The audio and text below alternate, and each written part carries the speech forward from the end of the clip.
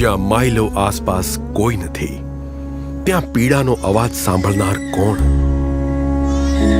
દંતેવાડાના સમર્પિત દંપતી ડોક્ટર રામચંદ્ર ગોડબોલે અને શ્રીમતી સુનીતા ગોડબોલે, પદ્મશ્રી 2026। જંગલ જેટલું સોહામણું દેખાય છે, ત્યાં જીવન એટલું જ કઠિન છે। લાંબા નિર્જન રસ્તા, ન હોસ્પિટલ ન ડોક્ટર, કુપોષણ, અજ્ઞાનતા, અસુવિધાઓ।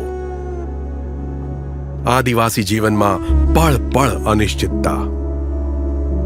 એવામાં મહારાષ્ટ્રથી આવ્યા બે લોકો એક સંકલ્પ સાથે, તન મન ધન અને વચનથી જનજાતિ કલ્યાણ અને સ્વાસ્થ્ય સેવામાં સમર્પિત રહીશું।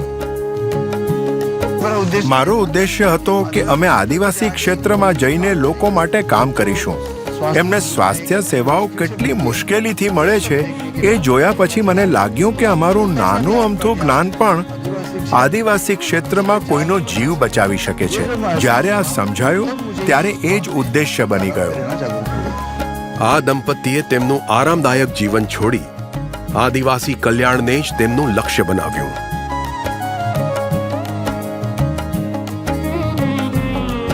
તેઓ પોતાની સાથે ફક્ત દવાઓ જ નહીં, પણ પોતાપણું, વિશ્વાસ અને આશા લાવ્યા। માનવતા જ મુખ્ય ધર્મ છે।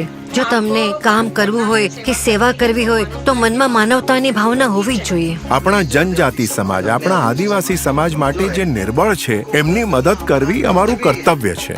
છેલ્લા કેટલાક દાયકાઓથી એમણે હજારો આદિવાસીઓ અને એમના પરિવારનો નિઃશુલ્ક ઉપચાર કર્યો।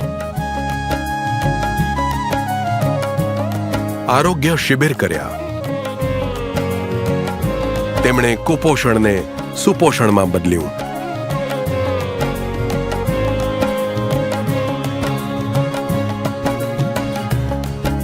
નશાને જડમૂળથી નાબૂદ કરવા આગલી પેઢીને તૈયાર કરી।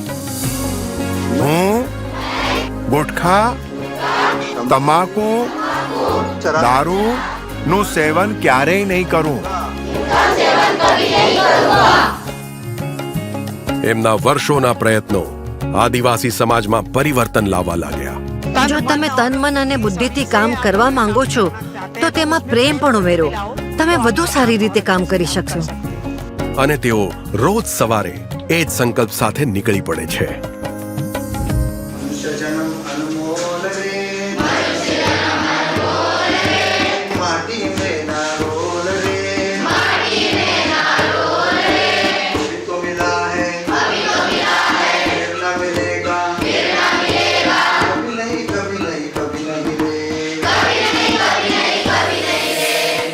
ડોક્ટર રામચંદ્ર ગોડબોલે અને શ્રીમતી સુનીતા ગોડબોલે, પદ્મશ્રી 2026।